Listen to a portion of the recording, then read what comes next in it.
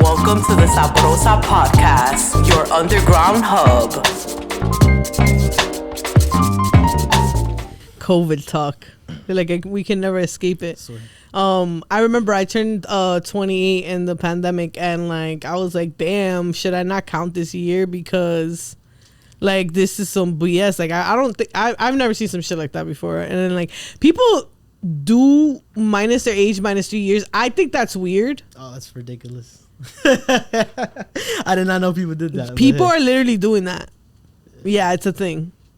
Especially if people were like in their late 20s, they're like, oh, I'm not 30. And I'm like, bro, I'm 31 and proud. Exactly. I don't give a fuck. I mean, I have no advantage to like decreasing my age by any means. So yeah, as of right now, at least, you feel me? Like, yeah.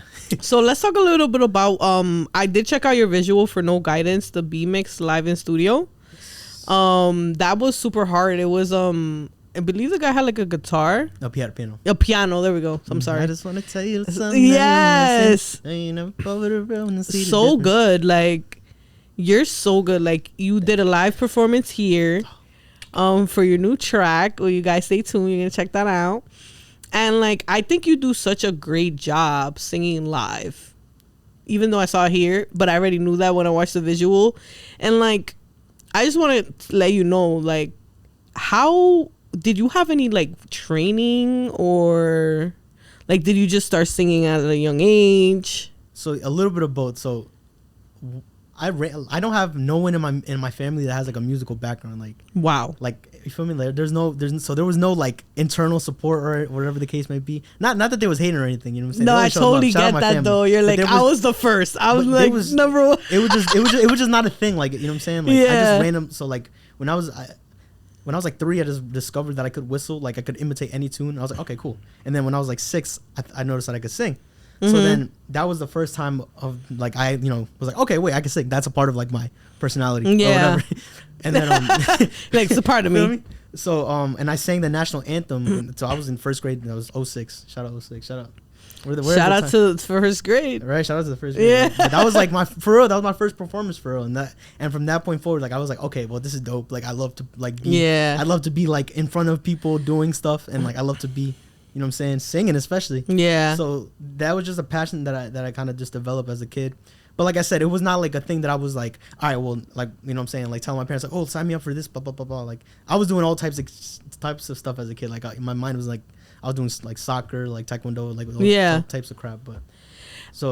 But I always kept singing. Like if like the opportunity presented itself, like choir or like in school or whatever, like I would just do it. And then like in middle school, like that's when I started taking it a little bit more serious because like the choir was consistent. I was doing like solos and stuff. And like there wasn't like, you feel me, like there wasn't bleeding me like I was like the one like motherfucking in choir, like still like playing like ball and like football at recess and stuff, like so they were letting me live. Like it wasn't like you're what you would think like in a middle school, like oh look at Brendan singing, like, you know, like they were like my boy Brendan singing, like, you know, like, gosh, you know. Yeah, so it was like, you know, because I admire that, because I feel like, you know, like growing up, like it's not that easy to be like, yo, I'ma sing, because it's like more people want to rap, you know what I'm saying? So like for you to make the decision like, yo, I'm gonna sing, like I think that's cool. I appreciate that. I mean, like I said, like I always love to sing. I love rap, don't get me wrong. Like that's probably, I honestly probably listen to more rap than anything for real. Yeah. Which honestly I think kind of shows in my like songwriting or like my approach to like how I go about my music, because there's like rap elements in how I write my lyrics. But I definitely I want to get into that because I like the bars. You feel me? Like I'm a punchline type of motherfucker. I like to write lyrics. I like to like, you know what I'm saying, say things without saying them. You know, because that's always been a thing of mine. Even like even outside of music, you know what I'm saying? Like when I would just always be doing like, you like to write? Not even poetry or anything, like, but like whenever that was a thing that was covered in school, like that was what brought my, you know what I'm saying, caught my eye. You were like writing and like comprehension and shit, and trying like to creating. Just listening to like, there's a lot of things I employ nowadays. You know what I'm saying? Like what's the name?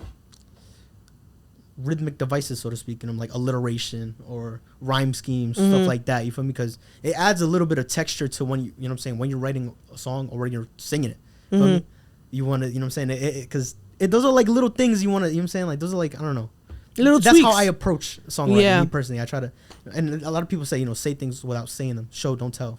Yeah. feel me? So like, do you like to use like metaphors and stuff? Metaphors, you feel me? But like even like when I do those metaphors or simile, whatever the case may be, like I like to do little things with the actual like sonics. Mm-hmm. So like I said, like maybe like I'll do things. I'll have something. I'll pee. Well, that sounds weird, but like I'll have like words that you feel me start with P and like that in that line. You know what I'm saying? And then I'll like. Because it'll just act like it's all sonic. No, I want to get into it a little bit because you have this album called Conspiracy. You got 7 tracks on it. Ceremony. I'm sorry. Ceremony. I'm sorry. That's so good. No, this. I wrote Ceremony, but I said Conspiracy. You know, I'm like sorry. Conspiratorial. So on this album, you got 7 tracks on it. And there's one specifically that's like, yo, you like the visual for it, the Bonnie and Clyde. Like the visual, just the way you recorded it. It's a love song, right? You could say that, yes. Somewhere, it's like a messed up love song. I know. It's like a little toxic love song. Yeah, exactly. I love it. Yeah, exactly. That's where we would describe it. So tell us a little bit about the process, like the creation of that, because from the visual, my interpretation of it was like, you know, it was like this crazy love story. Like you guys were together, but you guys couldn't really be together. And it was just like very crazy when you guys were like, but you guys wrote it out together, but you guys are just, it was just like a roller coaster of a relationship. Is this something that happened in real life to you? No, honestly, look, I'm going to tell you about, and it's crazy because the process of this song is like, it's one of my favorite stories in my career, but not even for like that reason. It's not even like, oh, like this was like a specific moment. It was just, so making the song, like I wrote it with, shout out to Bubele Boy. He's a very talented producer and songwriter. He's from South Africa. Nice. So I went to NYU. I did an undergraduate there, graduated in 22. And he was a master's student there, graduated 19. So he's like a couple years older. And he's like, yeah, type shit. So, but he did his master's my freshman year. We randomly crossed paths because I was taking a songwriting class and he was like the guest person or whatever for the class for the final. Mm-hmm. He liked my writing, so we linked up. And I approached him because the whole reason why he was in the class, right, was because literally the summer before he wrote a song for Beyonce. He made a song for Beyonce. I don't know if you guys know Find Your Way Back. It's the Lion King. Yeah. Find Your Way Back. Find Your Way Back.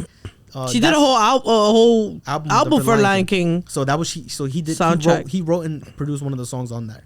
So that was like his like initial like break or whatever. Mm. So I was like, fuck, that's cool. And when that was happening, I was literally starting out in terms of putting shit out. Wow, that's dope. So like he linked up with me, and then like I pulled up on him in Brooklyn. We just started like kind of workshopping some ideas. There was another shout out Gayatri. She was another Menon. She was another person that she was writing as well. She was in because they knew each other because they had the same mentor, I believe. I don't know exactly who it is, but we were just there, us three, locked in Brooklyn for like 6 hours. Bonnie and Clyde was born. And you feel me? Wow. And that was that just like song is crazy too. Yeah. And that's what I'm saying. That experience like was really what was like, all right, bro, like, because this was early on. This is right before the pandemic too. Like February 2020. That's when we made the song. I dropped it like later that year. And then the eventually came out as part of the album when I finished college. Mm-hmm. But that was like, I literally remember being like staying up like that night. Like I was just like looking up in the sky. I'm like, damn, bro, like I think I'm gonna really go for balls to the wall with this music shit. Like, no, it's very well like done, like very well, the visual, everything, and like you sound like a fucking, like you should have been doing this shit like already. Like you sound like you've been doing it. So that's why I'm like, yo. That's why I'm happy to have you on because I feel like you're on your way. I appreciate that. Yeah, I really do. And it's just like just to say it to myself, like, damn, like I just made a song with someone who made a song for Beyonce months ago. Like, feel me? Like that's really what I just started like looking at it as. I'm like, damn, like, bro, like I'm no one. You feel me? I'm just a random motherfucker from Jersey City. Like, and now I'm in this position like a year into my shit. All right, bro, like, and then I started just seeing, okay, I would just be entering more rooms, because like I said, I don't have no musical background, I don't have no a lot of these, and another thing at NYU, a lot of the people that are pursuing music, like doing the degrees, they're already, the reason why they know that they could do it is because they already seen it, someone in their family, their parents or whatever the case. They got like a plug-in, or even just like a concrete example. Okay, that makes it viable. When it's like people like us, you feel me? Like that's not a question. You feel me? No. Even going to NYU, right? I didn't even go for music. I went for business because I was like, all right, bro, what's the hell's gonna make me the most amount of money the fastest? Feel me? So I can get my family out. You know what I'm saying? But that's the thing. Like, why do we think like that? Because it's like, think about it. But that's another thing I started realizing. I'm like, man. First of all, I was like, bro, I care about I care about my mental health and I'm not finna like, you feel, I'll be sick as hell working 80 to 100 hours a week. I'll be doing something that you don't really and I'll be dumb tight. Like I actually be bitching about life. Like, come on now. And I don't want to be that guy. I like to be happy. For me, I mean, I'm sure like, you know what I'm saying? Like you guys could tell, like I'm like a smiley. No, you're like, cool. You're you know mad cool, and you're a happy person, and I'm definitely seeing your positive energy, and like that's what we're about here. Like ain't nobody got time for the drama and the bullshit. You know what I'm saying? So, and then it's just like also I'm sorry for interrupting. No, you're like, fine. Because I want to say this to Yaz. Like, it's like all right, but like once you just got to be I don't know, look around. You know what I'm saying? Like look at the places you're in. You know what I'm saying? Just be like, all right, well, how am I being like? What do I need to do to improve? Or what are people like rocking with this? Like, and then like the more and more I just started, okay, you know what? I believe in my abilities. Like now I gotta just go for it. You feel me? Like, you know what I'm saying? And then just that was like my first like kind of like, all right. It was inspiring. It was like, bro, like, all right, Beyonce, this is you feel me? Like, a big deal. You're a degree separate. Hey, I didn't make a song with Beyonce, but shit, I made it with one of her producers. So it's like, bro, like I said, I ain't shit yet. Feel me? So it's like now that's the first moment you're like it's attainable. So now we just got, you know what I'm saying? Now with this, especially with this name change, I feel like, it's time to like, you know what I'm saying, get this shit serious, be consistent with it. I'm done with school, so I have time to drop stuff. So hopefully, you know what I'm saying, this summer buffet, you're gonna have a lot of material from me and more visuals. I appreciate you appreciating the visuals. Yes, we definitely looking forward to more visuals and more stuff. And I definitely, are you gonna be working with that producer? I mean, you know what I'm saying, the thing about this, it's a busy game, with this music stuff. There's everyone's always working, and he's also living in LA now. But the good thing is I have a great team behind me. You know what I'm saying? Like it's primarily me and 3 of my good friends who are also producers, engineers, artists. That is awesome. Shout out to 3Piece, shout out to Caleb LP, and shout out to Reed. You know what I'm saying? Sounds by Reed. Those are my guys. One of them is my brother from like almost 10 years now. You feel me?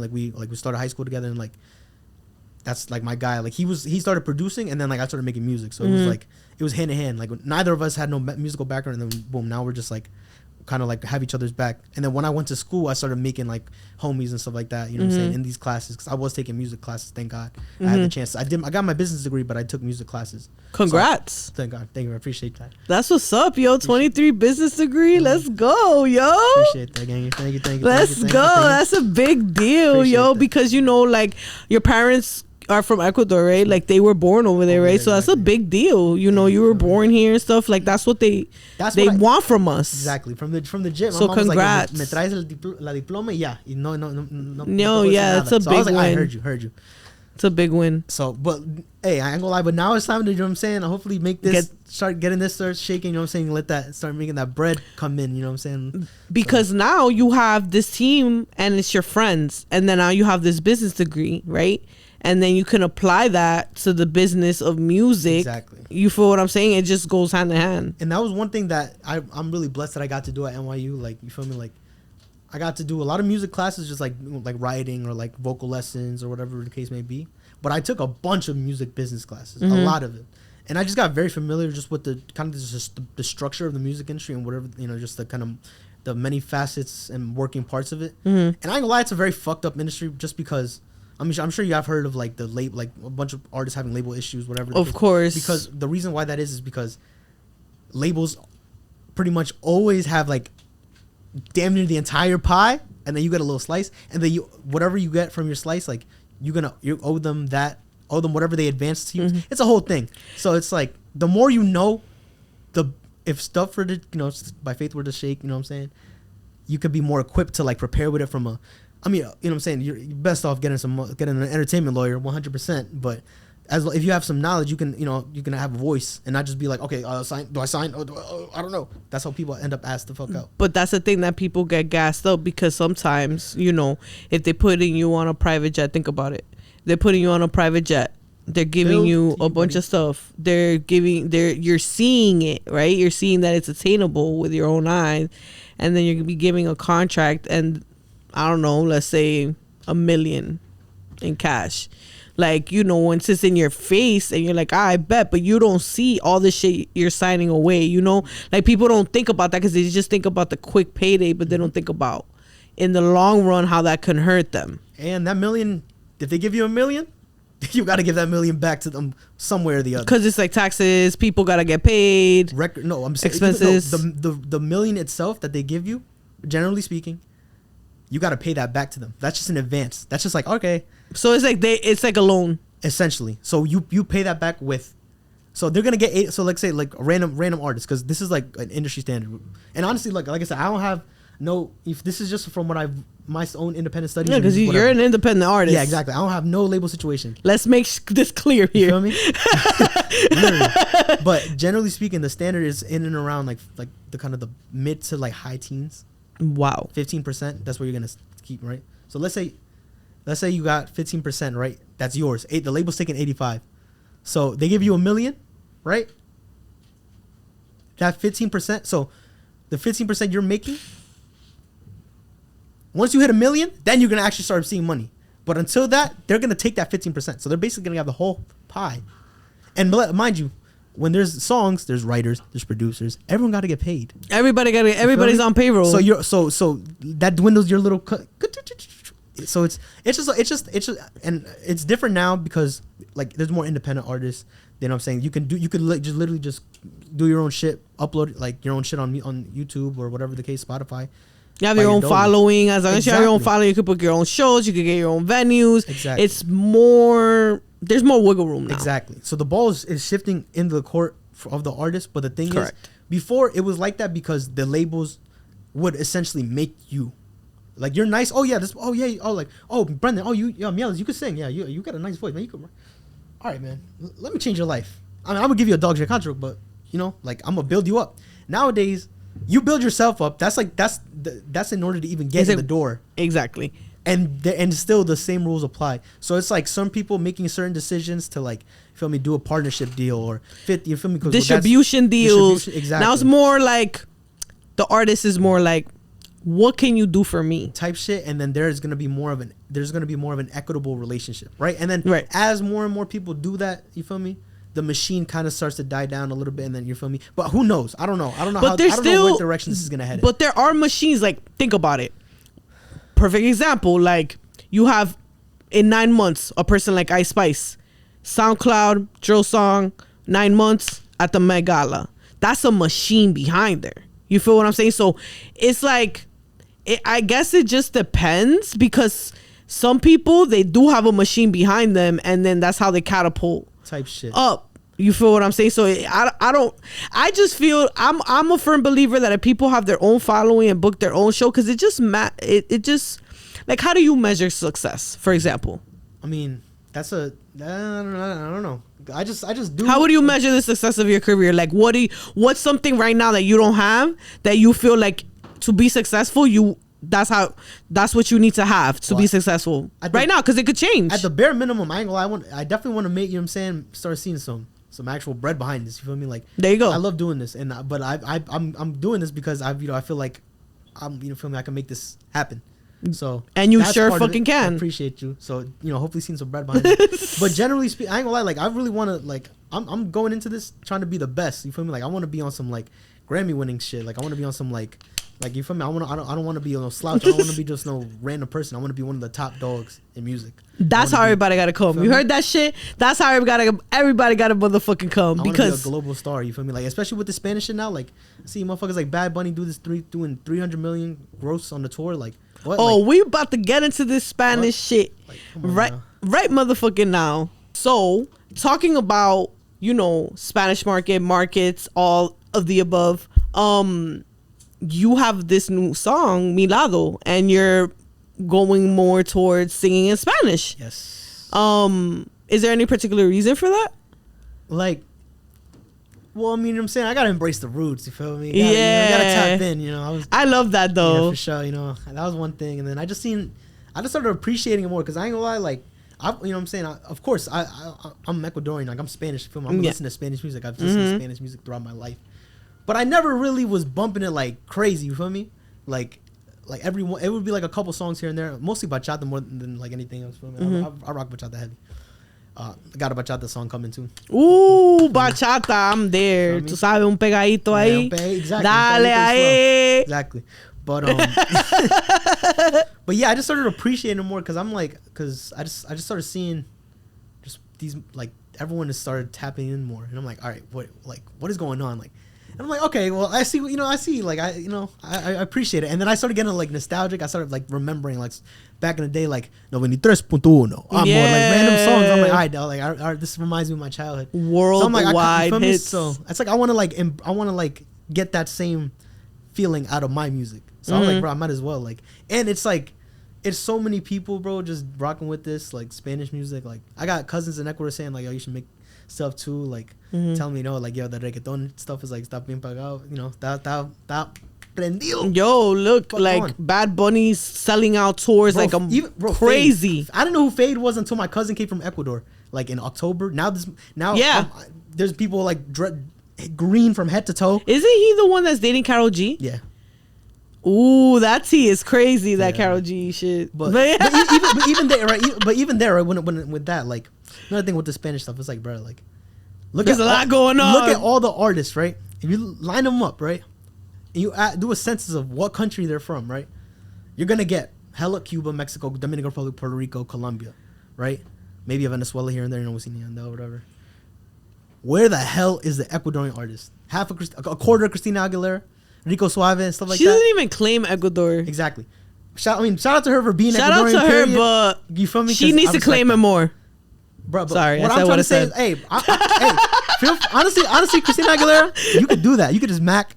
I'm full. You feel me? Like, it's okay. He got you. Yeah, like, that's another thing. I'm like, bro, I might as well be a flag bearer for, like, there's no one doing, like, from Ecuador. Even though I'm estadounidense, but yeah, you know but like, you gonna hold it down. I could be the flag bearer for the country, so I figured, that would be dope as hell too.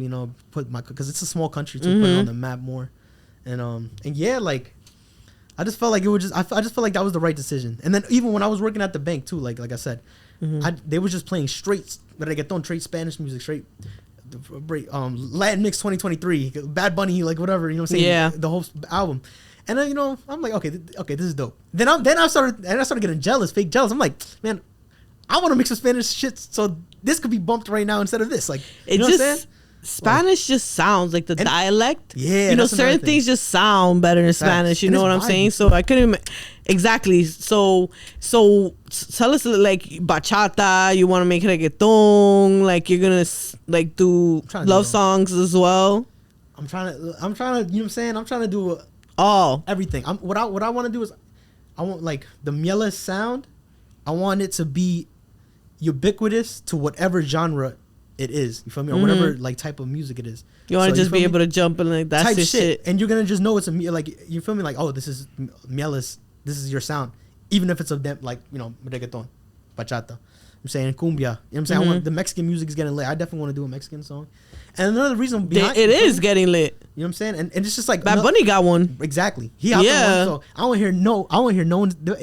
I'm embracing it. You feel me? I'm embracing it in a positive way because, bro, like, even though I'm Ecuadorian, like, I got homies from all, like, especially when you're a Spanish person in the USA, chances are you're not gonna be friends strictly with people from your country. If you're well, I mean, I've, you know what I'm saying, like I said, Jersey City, I was just friends with all types of people, but, like, the Spanish people in particular, they was from every country. They was from Dominican Republic, Puerto Rico, Mexicans. You know what I'm saying? I got a bunch of homies from all over. So I'm, you know what I'm saying, like, that is, like, a part of my group, like, my upbringing as well. You feel me? I would just hear that in the street, so it's like, damn, like, I kind of want to, like, tap into that as well. And I'm sure Bad Bunny feel the same way. Like, that's why he probably hopped on the Mexican song. It's like, damn, cumbia's hard. Yeah, and then his whole Yo Hago was, that's what I'm saying. Like, he did the Mexican sound, and then you have the Yo Hago Lo Que Me Da La Gana. I believe that one's, like, with Dominican, like, a bunch of Dominican sounds. Like, 1000% doing a Dembo song. Like, be like he plays around with sounds as well, like, but crazy. It's still his sound.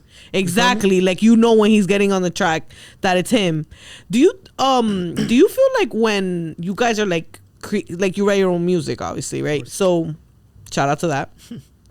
Do you feel like you all have to live certain experiences like to write certain things? So. I feel like it makes it funnier sometimes. Yeah, it's like like remember that happening? Like, yeah, feel me?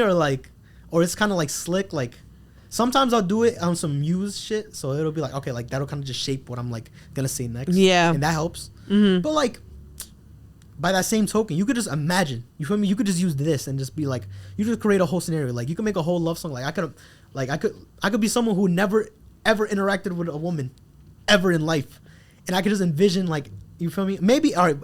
The real life experiences. You feel me? For like them little like minute details. So like, you know what I'm saying? You don't sound like someone who's never been around another human being or whatever the case may be. But like, you can just imagine like a lot of even with rap, like there'd be a lot of motherfuckers talking about like, you know what I'm saying, rapping about guns or whatever the case may be. Never toted one. Not to say that's, you know what I'm saying. Not trying to, you know what I'm saying. I'm not trying to call motherfuckers out, but it's just because it's music. I mean, it's the facts though. Yeah, like it's just what's their thing to talk about. Exactly. You just hear it, and then it's like, this is what I'm gonna come up with. Like, like I could just be like, wow, girl, I love the color of your eyes, like blue like the sky. I don't know. You can create whatever you want, essentially. You can just anyway. say anything. I never, you know what I'm saying, like, I don't know. But most of your stuff you go through though, right? Yeah, for the most part. I mean, or there won't be like, I'm not on some like Taylor Swift where like I'm gonna be like every single relationship, right? Type shit, or like I just kind of like merge everything together. And then it'll influence like I'll like kind of how like people be doing movies, or like, you know what I'm saying, they'll take experiences from their own life, you know, multiple ones, and just kind of